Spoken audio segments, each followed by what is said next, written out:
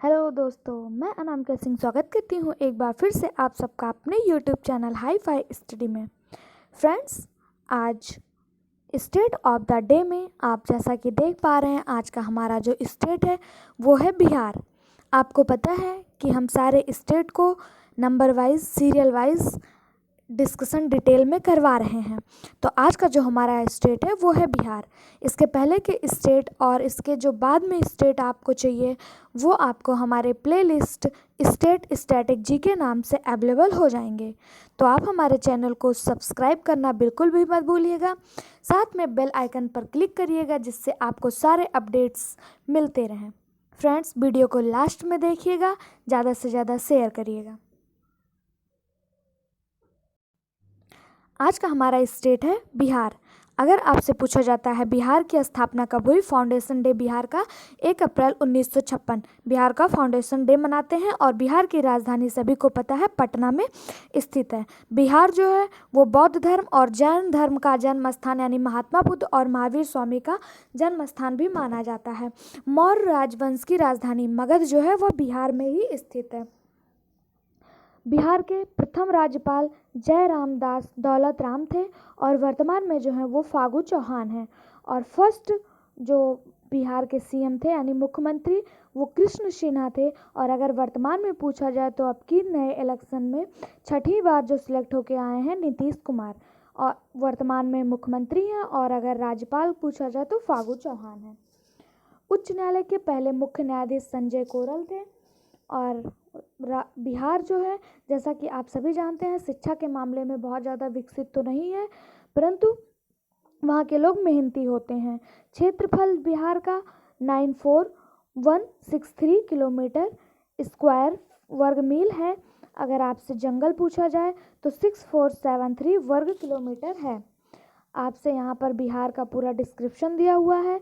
Mail कितने हैं, female कितने हैं। पॉपुलेशन ग्रोथ अगर पूछी जाए तो 25.42%। यहाँ पे 2011 और 2001 दोनों की जनगणना के कैलकुलेशन दिए हुए हैं। अभी नई वाली जो जनगणना होनी थी अब की बार नहीं हो पाई है, तो इसलिए ये पुरानी जनगणना आपके सामने रखी गई है। कोविड की वजह से यह जनगणना नहीं हो पाई। जब नई जनगणना आ जाएगी तो उसका नया अपडेट्स हम आपको दे देंगे। बिहार की ऑफिशियल लैंग्वेज हिंदी है।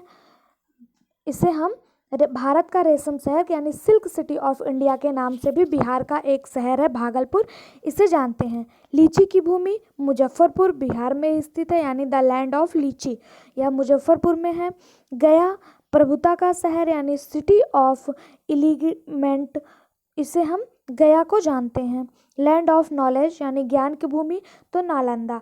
बिहार के कुछ ऐसे प्रसिद्ध शहर हैं, कुछ ऐसे प्रसिद्ध फेमस चीज़ें हैं जो बहुत ज़्यादा फेमस है, जैसे नालंदा विश्वविद्यालय, गया। मुजफ्फरपुर में लीची की भूमि कही जाती है, यहाँ पे लीची की बहुत ज़्यादा पैदावारी होती है। भारत का रेशम का शहर जो है वो भागलपुर को कहा जाता है, भागलपुर बिहार में ही स्थित है। अब हम देखेंगे बिहार के स्टेट के एनिमल, फ्लावर, बर्ड और ट्री के बारे में। अगर आपसे पूछा जाता है कि बिहार का स्टेट फ्लावर क्या है तो वह कचनार का जो फूल है वह यहाँ का स्टेट फ्लावर है।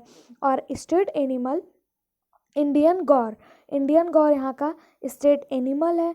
स्टेट ट्री पीपल है और स्टेट बर्ड इंडियन रोलर यहाँ का स्टेट बर्ड है। यह बहुत ज़्यादा पूछ लिया जाता है एग्जाम में, इसलिए इसको ध्यान रखिएगा।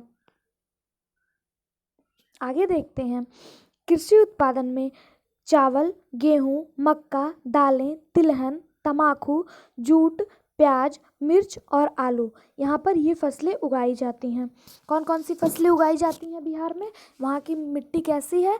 तो वहाँ की मिट्टी जो है चावल, गेहूं, मक्का, दालें, तिलहन, तंबाकू, जूट, प्याज, मिर्च और आलू के लिए अच्छी मिट्टी है, वहाँ की उपजाऊ मिट्टी है। अगर आपसे पूछा जाए बिहार में कौन सी झीलें हैं तो कंवरताल और घोरा कटोरा दो प्रसिद्ध झीलें हैं बिहार की।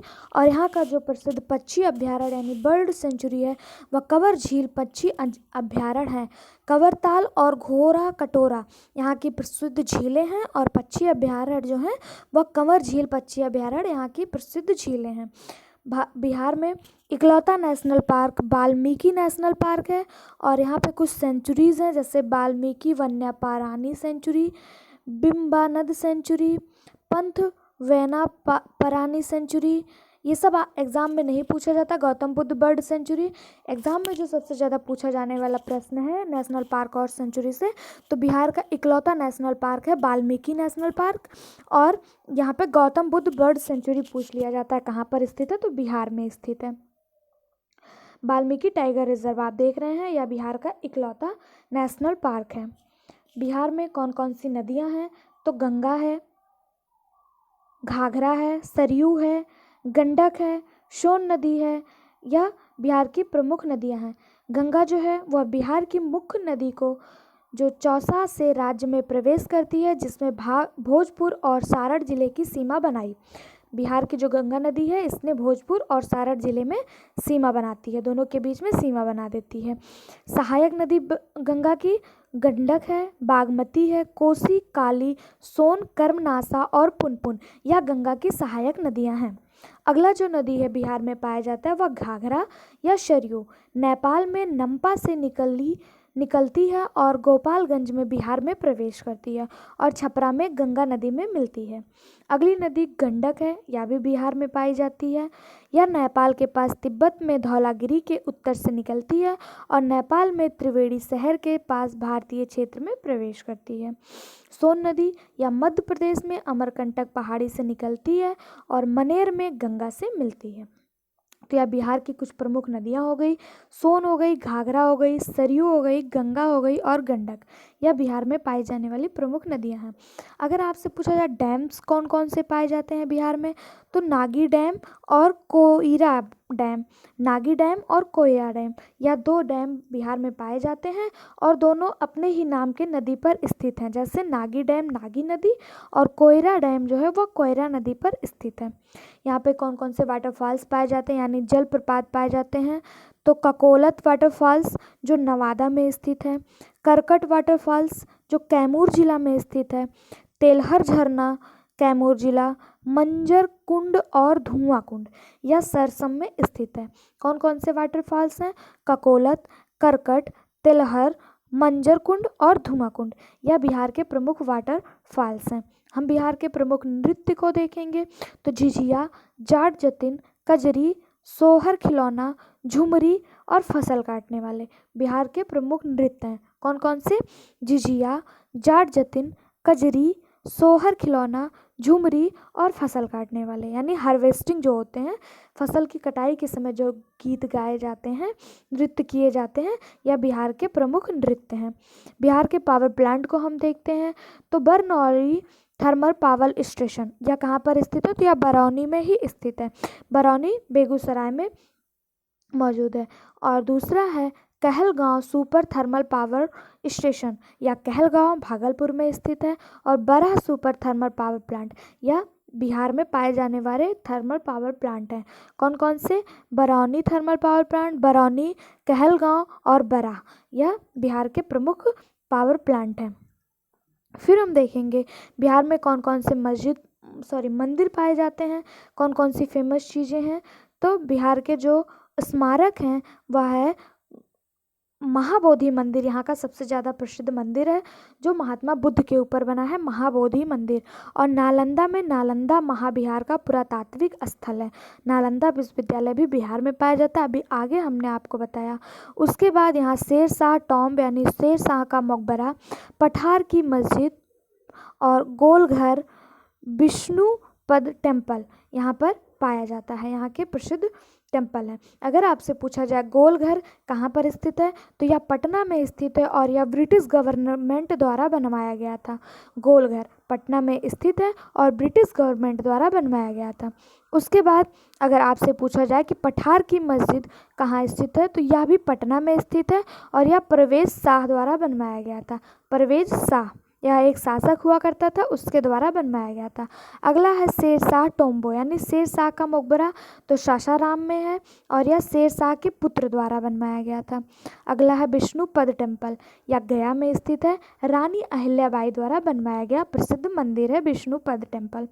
यहाँ के प्रसिद्ध हवाई अड्डे देखेंगे तो लोकनायक जयप्रकाश पटना में स्थित और दरभंगा एयरपोर्ट, दो प्रसिद्ध एयरपोर्ट जो हैं वो बिहार के प्रसिद्ध हैं। एक लोकनायक जयप्रकाश, यह कहाँ पर स्थित है तो यह पटना में स्थित है, और दूसरा है दरभंगा एयरपोर्ट।